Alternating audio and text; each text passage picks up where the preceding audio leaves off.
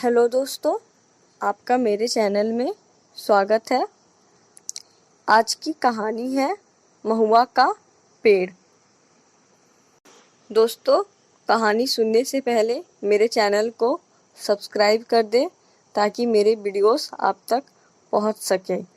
तो चलिए कहानी शुरू करते हैं। बहुत पुरानी कहानी है।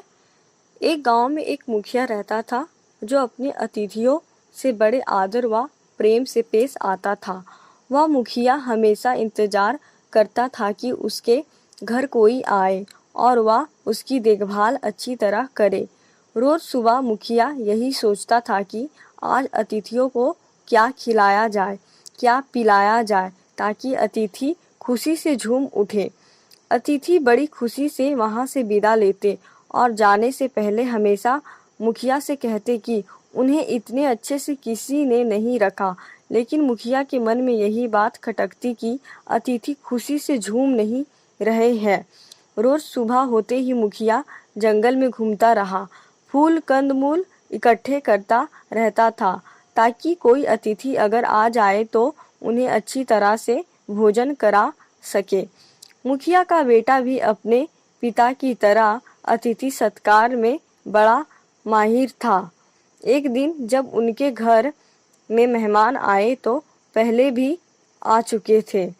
मुखिया और मुखिया का बेटा दोनों कंदमूल और फलों से अच्छी तरह से उनका सत्कार किया। मेहमान भी बड़े प्यार से खुशी से खा रहे थे। खाते खाते मेहमान ने कहा, इस जंगल में सिर्फ यही फल मिलता है। हमारे उधर के जंगल में तो बहुत किस्म के फल होते हैं, पर मुझे तो ये फल बहुत ही अच्छा लगता है। मुखिया का बेटा अपने पिता की ओर देख रहा था।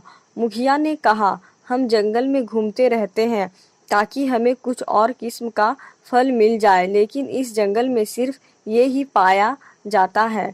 अतिथि ने कहा, मुझे तो सबसे बेहतर आपका अतिथि सत्कार लगता है। इतने आदर से तो कोई हमें भी नहीं खिलाता। उस रात को मुखिया का बेटा मुखिया से कहा, मैं कुछ दिन के लिए जंगल के भीतर और अच्छी तरह से छानबीन करने के लिए जा रहा हूँ। देखूं अगर मुझे कुछ और मिल जाए। मुखिया को अच्छी लगी यह बात। उसने बेटे से कहा, हाँ बेटा, तू जा। कई दिन तक मुखिया का बेटा जंगल में घूमता रहा। उसे कोई नई चीज दिखाई नहीं दी। घूमते घूमते वह बहुत ही थक गया था। एक पेड़ के नीचे बैठकर वह आराम करने लगा। अचानक उसके सिर पर एक चिड़िया आकर बैठी और फिर फुदकती हुई चली गई। अरे, ये चिड़िया तो बड़ी मस्ती से झूम रही है। उसने चारों ओर देखा। यहाँ की सारी चिड़िया तो बड़ी खुशी नजर आ रही है। क्या बात है? वह गौर से देखता रहा चिड़ियों की ओर। उस पेड़ के नीचे एक गड्ढा था जिसमें पानी था।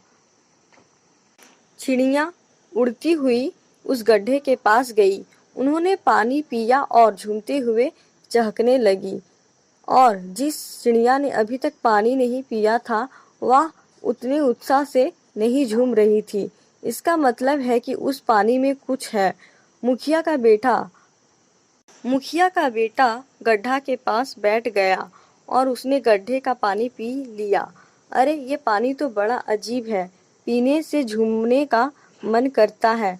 क्या है इस पानी में? अच्छा, या तो महुए का पेड़ है। इसके फल झड़ झड़ कर उस पानी में गिर रहे थे, तो इसका मतलब है कि महुए के फल में वह झूमने वाली चीज है। मुखिया का बेटा मन ही मन झूम उठा। ये ही तो वह कितने दिनों से तलाश कर रहा था। इतने दिनों के बाद वह चीज मिल गई। उसने महुए का फल इकट्ठा करना शुरू कर दिया। ढेर सारे फलों को लेकर वह घर की ओर चल दिया। उधर मुखिया भी बहुत चिंतित हो उठा था। कहाँ गया उसका बेटा? उस दिन 3 अतिथि आए हुए थे। अतिथियों को मुखिया की पत्नी प्यार से खिला रही थी, पर साथ ही थोड़ी उदास भी थी। अपने पति की ओर बार बार देख रही थी। अचानक मुखिया के चेहरे पर रौनक आ गई। उसकी पत्नी समझ गई कि बेटा वापस आ गया है। अतिथि अब जाने ही वाले थे, पर मुखिया के बेटे से उनसे अनुरोध किया कि वह थोड़ी देर के लिए रुक जाए। अपनी माँ को उसने सारी बात बताई। माँ ने कहा, पर बेटा, पानी में कुछ समय व फल रहने के बाद ही असर होगा। तुम्हारी कहानी से मुझे तो यही समझ आ रहा है। मुखिया का बेटा मान गया। इसके बाद पानी में वह फल डालकर कुछ दिन तक वे सब इंतजार करने लगे। अगली बार जब अतिथि आए, उन्हें वह पानी दिया गया पीने के लिए। उस दिन मुखिया की पत्नी और मुखिया का बेटा तीनों खुशी से झूम उठे, क्योंकि पहली बार अतिथि जाते वक्त झूमते हुए चले जा रहे थे। उम्मीद है दोस्तों यह कहानी सुनने में आपको पसंद आई होगी।